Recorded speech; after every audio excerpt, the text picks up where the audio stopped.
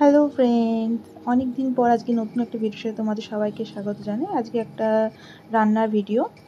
তো আজকে একটা নতুন রেসিপি বানাবো। কি কি লাগছে দেখে নাও। প্রথমেই লাগছে সুজি, তারপরে লাগছে ময়দা, তারপরে লাগছে দুধ আর একটু গুঁড়ো দুধ আর নুন আর ঘি। ব্যাস এই কটা জিনিস দিয়ে একটা সুন্দর খাবার তৈরি হয়ে যাবে। তো সবার প্রথমে এখানে আমি এখন তাওয়াটা গরম করে নিচ্ছি। এরপর একটু ঘি দিয়ে দেবো। ঠিক আছে, একটু ঘি দিয়ে হালকা সুজিটা দিয়ে হালকা কিছুক্ষণ নাড়াচাড়া করবেন। অল্প অল্প করে দিচ্ছিলাম যাতে ভালো করে এটা নাড়াচাড়া করে ভালো করে একটু ভাজা ভাজা হয়ে যায়। আমি অল্প অল্প করে দিচ্ছি, দেখো। দেওয়ার পরে এটা ভাজবো। কিছুক্ষণ ভাজার পর খুব বেশি লাল করব না, হালকা হালকা করে ভাজবো। ঠিক আছে, দেন কিছুক্ষণ পর ভাজাভাজি হয়ে যাওয়ার পরে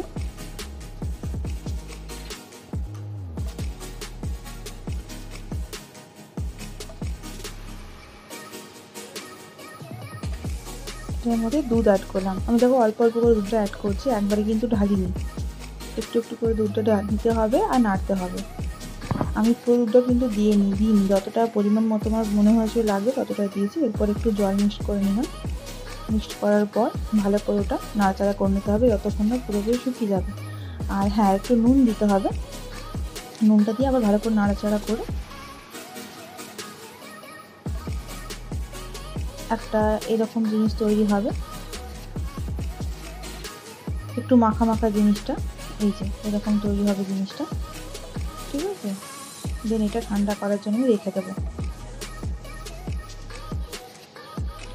যেমন হচ্ছে। আর হ্যাঁ, গ্যাসের করো বা ইয়েতে করো, ইন্ডাকশানে করো, সেটার ক্ষেত্রে কিন্তু একদম আস্তেই করবে। খুব জোরে ফুল ইয়ে দিয়ে কিন্তু কখনোই করবে না। এটা হালকা ঠান্ডা হওয়ার পর আমি হালকা হালকা এবার ময়দা মেশাচ্ছি, ওটার সঙ্গে মাখছি। ঠিক আছে, দেখো আমি মেখে নিচ্ছি। একটা ডো তৈরি করতে হবে। আমি ময়দার ক্ষেত্রেও কিন্তু অল্প অল্প করে ইউজ করেছি, যতটা দরকার ততটা। একবারে যদি ঢেলে দিতাম কতটা লাগবে না লাগবে, যদি বেশি কম হয়ে যেত সেই ক্ষেত্রে জিনিসটা খারাপ হয়ে যাবে। তার থেকে ভালো অল্প অল্প করে দিয়ে এটা ইউজ করতে হবে।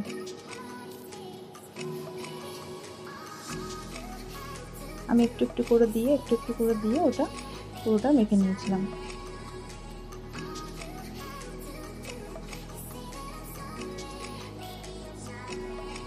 আর একটু মাঝে দুধও অ্যাড করেছিলাম মাখার সময়, খুব বেশি না, হালকা পরিমাণ জাস্ট। আর দুধটা কিন্তু কাঁচাই ছিল, আমি কোনো মানে দুধটা গরম দুধ বা ফুটিয়ে রেখে সেই দুধ ইউজ করিনি, কাঁচা দুধই ইউজ করেছি, যে প্যাকেটে পাওয়া যায় সেই দুধই ইউজ করেছি। এই দেখো ডোটা তৈরি হয়ে গেছে। খুব নরমও হবে না, খুব শক্তও হবে না। এবারে একটু ময়দা ছড়িয়ে ওটাকে বেলে নিতে হবে। আমি এখন এখানে ভিডিওতে স্কিপ করে গেছি। এখানে ভিডিওটা এই যে বেলার পরে একটা জিনিস আছে যেটা করতে হবে, সেখানটা আমি স্কিপ করে গেছি। তো তোমাদেরকে আমি বলে দিচ্ছি, সেভাবেই করবে। এটা বেলবে, পাতলা করে বেলতে হবে। বেলার পরে